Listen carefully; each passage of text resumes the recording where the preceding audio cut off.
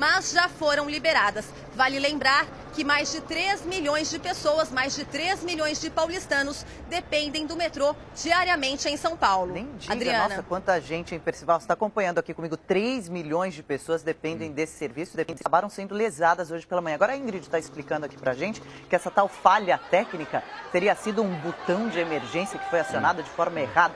Quem será, né, afinal de contas, que apertou esse botão? Alguém tem que se responsabilizar por essa situação que prejudicou muitos paulistanos hoje. Teve gente que saiu ferida dessa também, já imaginou, Percival? Gente mais velha, pessoas idosas, olha lá, tendo que caminhar pelos trilhos. As pessoas querem chegar ao seu destino, ficam atrasadas, têm compromisso, têm horário e vivem essa situação aí que chega a ser dramática. Muitas pessoas, centenas de pessoas, e sendo correta, Adriana, a versão oficial apresentada é lamentável. Quer dizer, acionar o sistema de emergência, isso não é engano, é proposital. Que mau gosto, hein? Olha o estrago provocado. É para se pensar. E olha, a gente está transmitindo também imagens ao vivo. Cadê? Então aí, acabam de entrar as imagens ao vivo lá da estação Corinthians Itaquera, que agora funciona normalmente. Mais uma vez aí a imagem, então, agora ao vivo. Faltam 15 minutos para o meio-dia da estação Dom Pedro, onde houve esse problema hoje, por volta das 7 horas da manhã, na linha vermelha, que liga justamente as zonas leste e oeste da capital paulista, extremamente movimentada. As composições ficaram paradas em cima do viaduto entre as estações Parque Dom Pedro e Praça da Sé, que a gente vê agora ao vivo. São imagens transmitidas pelo helicóptero da Rede Record. A gente aproveita até para ver a situação do trânsito, que segue bastante complicado aí embaixo. Aí, ó, o trem está circulando normalmente agora, né? Agora, às 7 da manhã, cansados de esperar dentro dos vagões, com muito calor e sem informações, já imaginou, Percival, do que estava acontecendo, os usuários resolveram descer e aos poucos começaram a caminhar em direção à estação mais próxima, utilizando a chamada passarela de emergência e também os próprios trilhos. Veja que perigo que andar nesse local, hein? As pessoas que estavam no trem dizem que o sistema já era operado com lentidão e com maior tempo de parada nas estações desde as primeiras horas da manhã. Já a assessoria do metrô explicou que o problema teve início porque um dos passageiros, está aí então a explicação, Percival, que viajava, até o Mário Augusto comentava com a gente agora há pouco, que saiu da estação Corinthians para Barra Funda, teria acionado o alarme de emergência. Quer dizer, então, que foi um próprio passageiro justamente para provocar tumulto. Você vê que ele, na verdade, prejudicou milhares de pessoas, ocasionou todo esse caos, porque é acionado o sistema de emergência, Adriano, você tendo um mínimo de civilização, educação, respeito, cidadania, evidentemente é que é acionado o esquema, e isso implica que é preciso paralisar todo o fluxo do tráfego. Foi o que aconteceu, mas infelizmente era uma brincadeira infeliz. Péssimo gosto, lamentável. Seria Adriano. bom identificar, né, o engraçadinho responsável por toda essa situação, esse caos provocado em São Paulo hoje pela manhã. Agora, Mário Augusto, quando esse botão, esse alarme de emergência é acionado, as portas dos trens se abrem. E neste caso se abriram aí, num local que não é próprio para isso, né? Nesse local os trens passam com as portas fechadas em alta velocidade. Nesse caso as portas foram abertas e aí, ó, os passageiros esperando e ainda tentando imaginar, né, o que estaria acontecendo, né, Mário? Exatamente, Adriana. Essa explicação do metrô ajuda a entender o caos que foi hoje o dia no transporte público de São Paulo. Esse alarme de emergência, ele permite a abertura das portas dos trens e acaba travando todo o sistema que alimenta o veículo, no caso, o trem. Então isso acabou gerando a confusão e depois de esperar tanto tempo trancados dentro dos carros aí, Adriana, o que aconteceu? Algumas pessoas começaram a quebrar as janelas dos trens, dos carros. E aí por isso que algumas pessoas desceram também através das janelas para ter acesso à linha férrea aí do metrô. Uma situação, portanto, complicada. Na hora dessa confusão, o helicóptero da polícia também que foi acionado. O helicóptero foi acionado e na hora da confusão, Adriana, a nossa equipe, uma equipe do SP Record,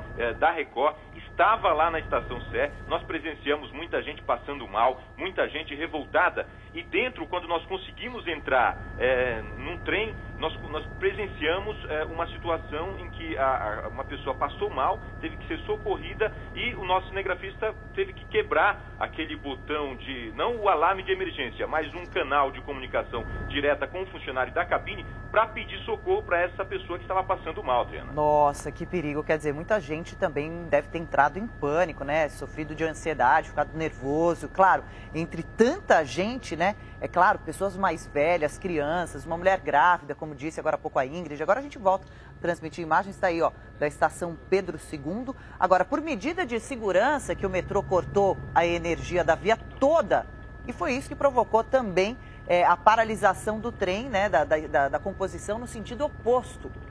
Uma dessas composições do metrô transportava, só para ter uma ideia, Percival, cerca de 1.600 passageiros. Imagine você o calor que não estava ali dentro e o desespero que essas pessoas passaram dentro desses vagões. Elas se sentem sufocadas, asfixiadas, sem contar, Adriano, o que significa acionar o sistema de emergência. A palavra já está dizendo, emergência, é um alarme, é uma situação anômala, uma situação atípica que precisa ser enfrentada. As pessoas acham que há algum risco no ar. Até chegar nas primeiras informações oficiais, naturalmente, demora um pouco até que as pessoas tenham noção do que está acontecendo e procuram escapar, fugir, sair o mais rapidamente do vagão onde se encontram. Foi o que aconteceu, Adriano. E aí houve tumulto também, né, Percival? Um empurra-empurra, e isso acabou provocando também ferimentos em algumas pessoas. Porque daí no desespero, querendo fugir, sair logo dessa situação, também tinha muita gente atrasada, com compromissos, às vezes médico marcado, horário para o trabalho, imagina um primeiro dia de emprego, diversas situações, muitas vezes inadiáveis, né? E as pessoas tiveram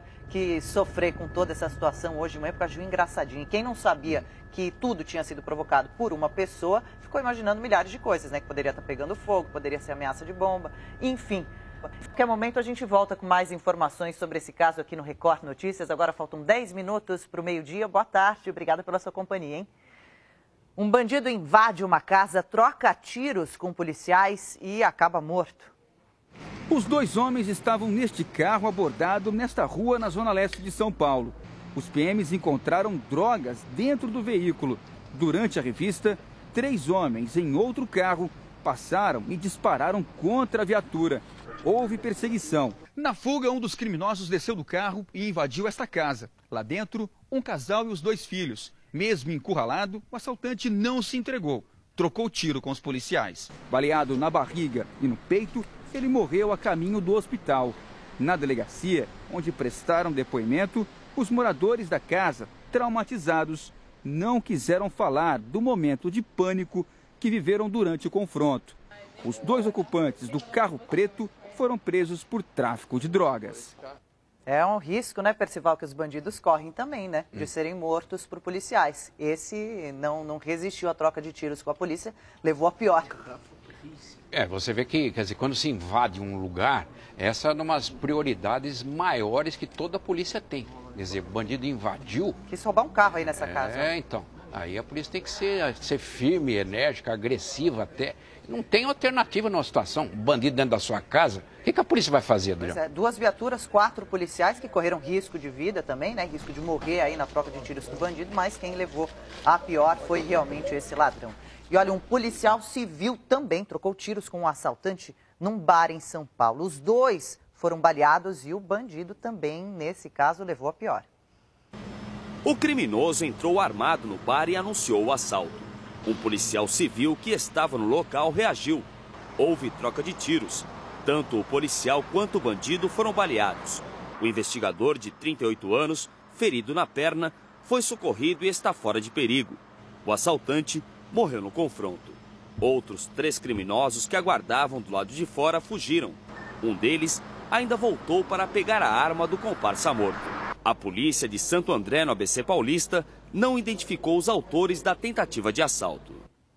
Atenção agora para as imagens de um resgate dramático que aconteceu na Croácia. Um homem é retirado de um barco no instante exato em que a embarcação afundava.